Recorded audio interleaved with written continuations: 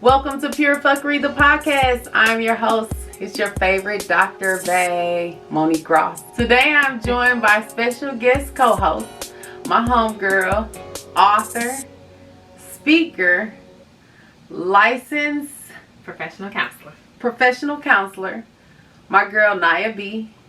Today we are going to talk about mental health. Say hey to the fuckers, Nya B. Hey guys.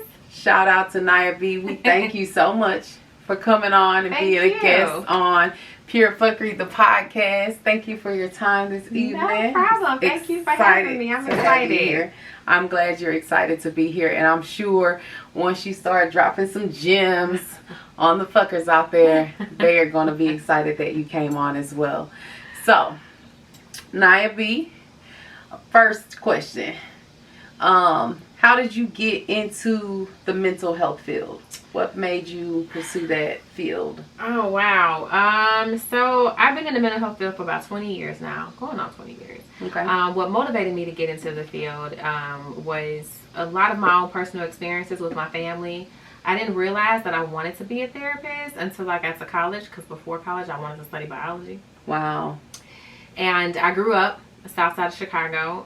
My mom had mental health issues, substance abuse issues, but again, at the time I didn't know what that was. I didn't know how to label it. I don't think many people know how to put definitions on the things that they experience. I just knew that my mama drank a lot. That's what I knew. Right. And I knew that she got upset a lot, and I knew that, so and I knew as a result of that I had my own issues. A lot of times we engage in behaviors and we just don't put a label on it. We just do it. So I knew I was fighting a lot. I knew I was, very inappropriate with boys. And I knew that I had began to do a lot of things at an early age. So when I finally got to college, I started learning a lot about the behaviors and putting labels to some of the behaviors. I was like, I think this is what I want to do instead, because not only did it make me understand me better, but it also helped me understand my mom better and what she was dealing with. So I thought, if I mastered the ability to understand myself, understand my family, and then go out and try to help other people understand, their families, that I could definitely take this by storm. And I did. Right. So that's awesome. That's what motivated me to do it. That's awesome. Thank you. A great story. That's a great story. That's absolutely a great story. Thank you for sharing that with me and the fuckers. I'm just like, I was intrigued. I didn't know what to expect with your response. Like, we don't rehearse beforehand, y'all. Like, and that question just popped up in my head, and I was just very, like, your honesty and just how you articulate yourself. That was excellent. That was an excellent response. Thank you for that. No problem. Thank you for that. So, as a mental health professional, I know you see a lot, hear a lot. I'm not going to pry, because I know there's patient-doctor confidentiality, so I'm not going to pry, but I'm going to give you a question to ponder, and I'm asking you right now to ponder it, because that'll be my last question. To just share with us one instance where it's like you had to share, you didn't share the patient's name or anything, but you're going to have to share with us, like, the most bizarre experience, and it could be anything, as far as, working in that field. But like I said, you don't have to go off into too many details. So just ponder it. Don't answer it now, just ponder it. But anyhow, so how long have you been working in the mental health field, and how many years? So I started in 2001. I worked for Planned Parenthood back in 2001. And then after I left Planned Parenthood, I ended up going to work in East St. Louis. I did some work there, and I worked for Comprehensive Mental Health. I left there, went to St. Louis, and I started practicing over in Missouri. And I've been over in Missouri, so I guess since maybe 2005 I started over in Missouri. So I've been in the field, mental health, counseling field, social service field, since 2001. But I started my private practice in 2011. So it'll be 9 years, August 11th, that I have been in private practice. And my practice is in-home, so I go to my clients. So I do house calls. That's what makes my practice special. Is that I go to my patients. So I've been doing it for a long time. It's actually all I know when it comes to my career. Sure. So I have been doing it for quite a while. I would like to call myself a vet in this game. So that's amazing. I'm ready to retire, but you know. No, the world needs you. Apparently so. No matter how many times I train interns, no matter how many times I try to pass people off, they be like, no. You know, I think it's a blessing that people, you know, are still interested in my services. But I am tired. Absolutely, I get that. I can only imagine. But I've seen a lot. Your energy and just, we talked beforehand, guys, and just her energy and her honesty, as you guys see, she's very transparent. Just opening up, right? You know, opening out the gate. Hey, how did? And she didn't hold no punches. So that's, you know, as far as like within the Black community, I don't know too many mental health specialists, like people that look like you and I. Do you find that to be a true statement? I think they are there. They are definitely there. There are Black clinicians in the St. Louis area. They are outnumbered, you know, by white clinicians, you know, but they do exist.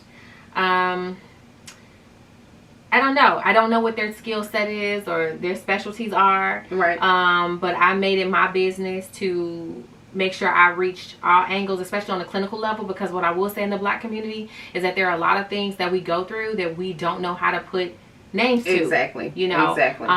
Black people do struggle with eating disorders. Black people do have a lot of sexual abuse and trauma in their background. If anything, trauma is a really big deal. Absolutely. So I specialize in sexual abuse and trauma. Okay. You know, because I want to be able to bridge the gap between the Black community and the mental health professionals, because they don't engage in a lot of therapy because they don't think a lot of people can relate. Exactly. They don't think the clinicians look like them. They can't trust the clinicians, and they don't really want a textbook driven, you know. Right. They don't want help that's coming from a textbook. Exactly. You know, they want to know what's wrong, but they also don't want to feel like it's scripted. Right. And they don't want to feel like they can't connect. So somebody relatable. Exactly. And who I will say what makes me what I think to be a hot commodity when it comes to this field is the fact that I'm from the hood. Yes. I have experienced a lot of the things that my clients face. Yes. And I am very transparent and honest. Yes. I don't mind sharing my story. And I can hit them with the truth when it comes to the clinical diagnosis, what they're dealing with.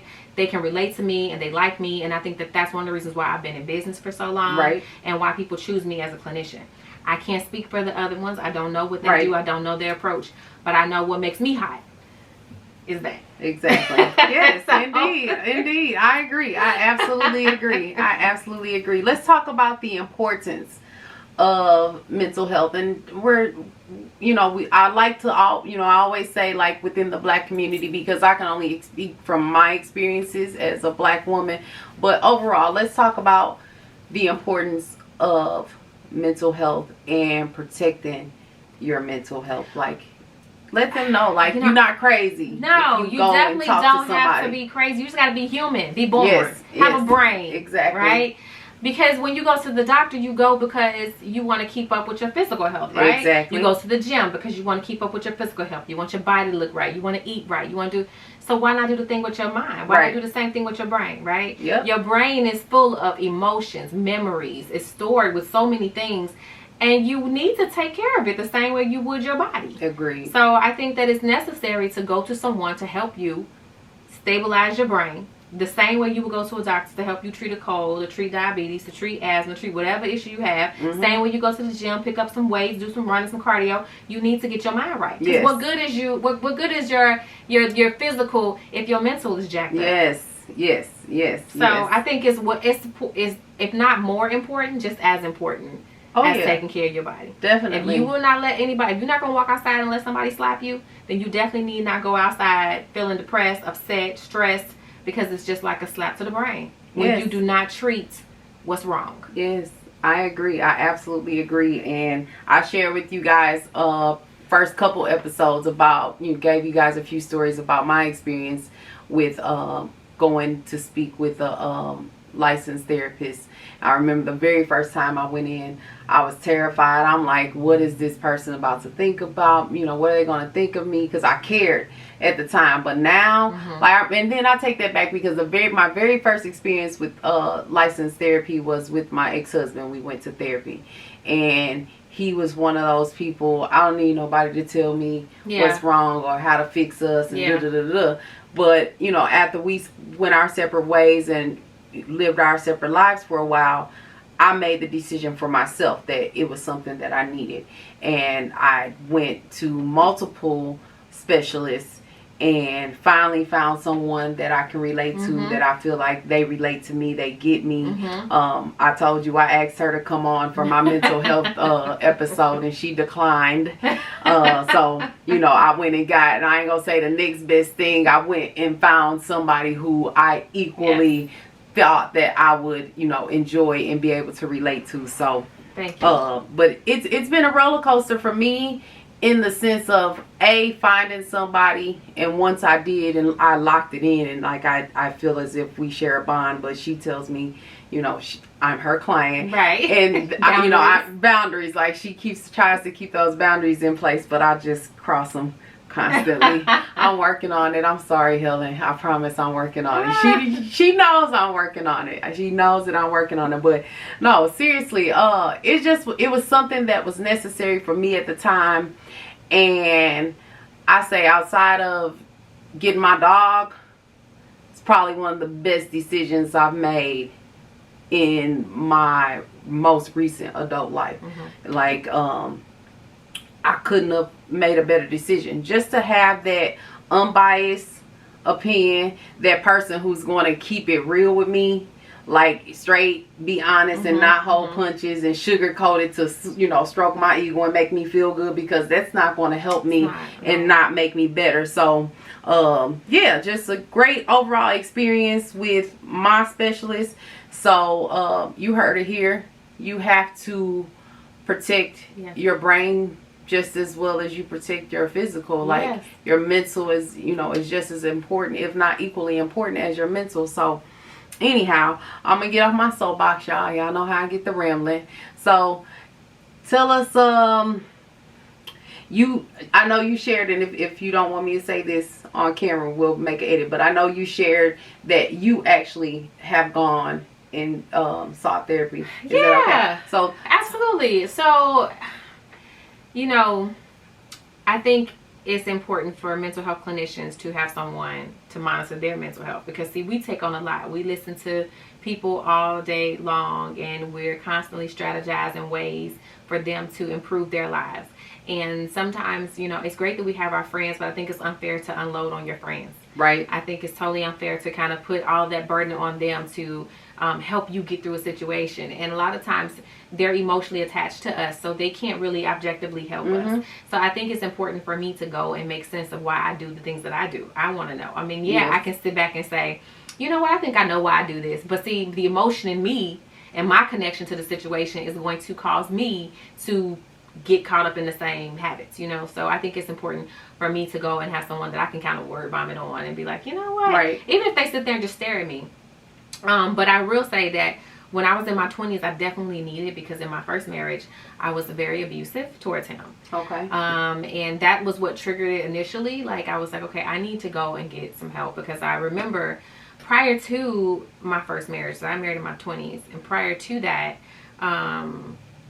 I remember feeling very like sad and down, and sometimes I would isolate myself from my friends, because I think coming from the south side of Chicago and moving to an area where you really don't have any friends and family, and then I came with a 2-year-old, that's very hard, you know, and that was traumatic in and of itself, to be out of the only environment you know, and then when you leave a predominantly black environment and you move to a predominantly white environment, and you're trying to like figure things out, you don't have the support system. So I was, you know, and I'm used to doing things the street way. Okay. So when you are used to being, you know, aggressive, and you come to an environment where it's no longer needed, that aggression is no longer needed because people are more cooperative than competitive. Yes. You got to learn how to adjust to a different frame of mindset if you want to reach a certain goal.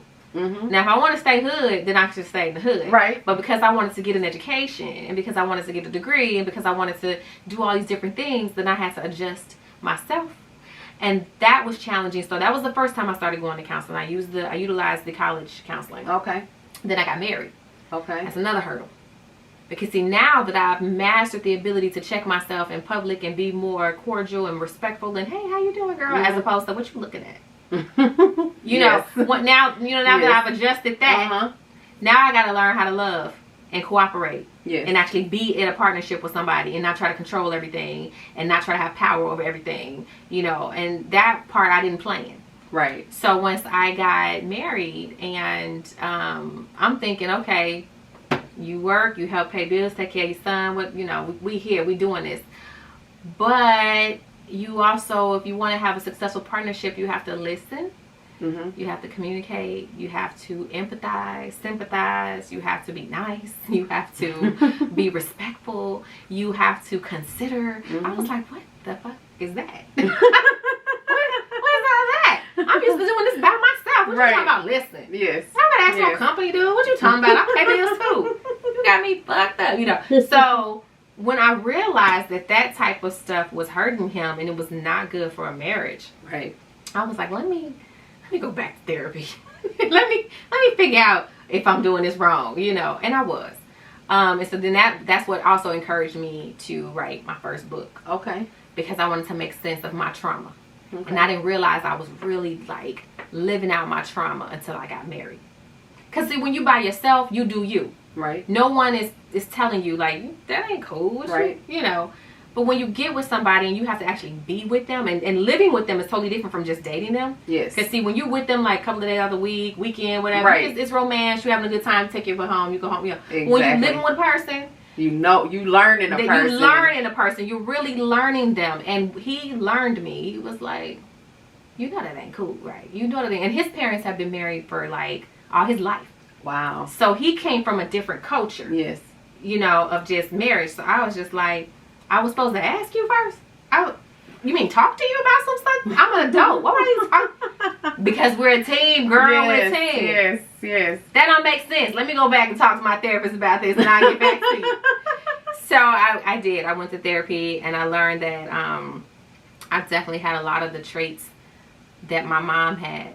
That I was doing a lot of controlling and I was doing a lot of abusing and I was trying to have a lot of power. And so I got me some therapy, wrote my first book because I wanted to be transparent about my So then the title of your first book. The title of my book is titled 94th and Racine. It is a 3-part series. So the first part is the roots of me, second part is the growth of me, and I am still working on the evolution of me because I'm still evolving. Every time I look up, it's something else I gotta add. So I'm like, when am I gonna stop this book? But the first part covers my ages, covers my life, ages 6 to 18. Second part, 18 to 38. And so now, I'm sorry, 18 to 28. Okay. And then the third part is gonna cover 28 to, you know, I'm past 38 current, now, so but current, and I keep on adding more stuff. Because the level of my life keep changing, and the lessons keep changing, and things keep changing. But I'm gonna figure that out. But so I utilize my therapist because once I mastered the ability of knowing who I was and learning how to cope and how to deal, I eventually decided that was an addiction. Wanting to have control and power was an addiction for me. So I would say that currently I'm in recovery because I relinquished the desire to have control and power. So now I focus more, and my therapist continues to help me focus more on staying in my recovery and dealing with a certain type of people, dealing with certain groups of people, it's a different lifestyle change that I have to have. Right. So that's kind of where I'm at. Y'all get them gems she dropping. Because, baby, I didn't even want to interject. Like, she just, a whole word. I hope y'all picked up on them because I took a bunch of mental notes. Like, look, before you got here, I was like, I wonder if she's going to, like, if we gonna end up being in like a therapy session for myself. Like I said, I promised myself I wasn't gonna turn this into a therapy session. But baby, she just dropped the whole word on y'all. And I hope y'all, because I'm gonna watch this episode. Like I don't watch all my episodes. I watch them to put the content out there, but this is one episode I'm going to rewatch because I need to take some notes, because you just dropped a whole bunch of gems. You probably don't even know it because you just I'm just telling you about my journey. It's effortless. You know, my growth. And she's sharing exactly. So dope. All right, so final question. I'm put you on the spot. I told you I would. Give us some fuckery. I know you got some fuckery out there. I know, there's an experience that's so notable that when it happened, you had to share it, and it could be your personal experience. It could be an experience within your field of work. Like, I know you got a wild ass story. Okay, so I was in a real life, and I put this is in book 3, but I'll give it to you guys. We getting the exclusive, fuckers. The whole exclusive, y'all. Hey, listen. Pay attention to what she get ready to tell us. All right. So I was in a real life. Now, if you guys watched, I don't even know. I think the name of the show is Love and Hip Hop. I was in a real life Peter Guns and Amina situation. I don't watch it, but I know who these people are. Okay, so I married someone, and they actually lived with someone, and that person had a kid on the way. They had a whole other family. Oh, wow. But they married me. Wow. And yeah, so that situation, we ended up, of course, splitting up once I found out, that he was doing other things or whatever. He had this other life. That situation really, because I'm a risk taker.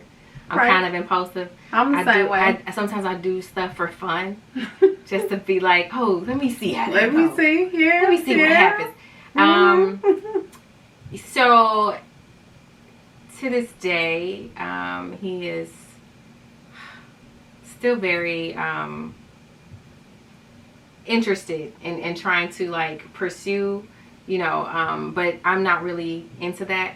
But the part that's the fuckery is that she reached out to me and asked me not to see him because he told her that his staying with her depends on what I decide to do with him. Oh, wow. Yeah. Oh, wow. Fuckery. That's some fuckery, y'all. I ain't expected to get that deep. I thought she was going to tell us a story about some bullshit that happened at work. But hey, like, okay. No, I've been going through some real life write about stuff. Like, I wish I could go through some basics. So what you going to do? No, you don't have to tell us what you gonna do. That's personal. That situation's dead. Do you hear me? She said it's dead. That's what she's doing. Dead. Cool. Mr. Peter Guns Part 2. Leave her alone. Leave that woman alone. Let her live her life. You live your life with that baby mama and that wife and whatever you got going on over there. That's too much. That's too much. Wow. Yeah, I wasn't expecting that. Look, I wasn't expecting none of it. Thank you. Well, hey. Thank you. Gotta give them the reason to read book 3. It's a whole lot of fun. That's amazing. That's amazing. Because when you're an adult, you start seeing things through a different lens and experience things a little differently. But yeah, you'd be surprised. Exactly. I got a story for days. Where can the fuckers part 1 and part 2, they're out already, or part 1 and part 2 where are can out they already. You can find them anywhere books are sold online. You can find them on my website, Nya-B.com, or you can look me up on Instagram, author_Nya_B, NYA. Yeah. Alrighty. Google Nya B. Everything will come up. Google Nya B, y'all. Thank you all for tuning in, Nya B. Thank you. It was cool meeting you guys. Thank you for letting me share and have a good conversation with your host here. Absolutely. I am so appreciative of you. I appreciate you coming out. Thank you guys for tuning in to Pure Fuckery, the podcast. I appreciate all the likes, the shares, the comments, the views. I'll catch you all in the next episode. It's me, your favorite Dr. Bae, Monique Ross. Peace. Bye, guys.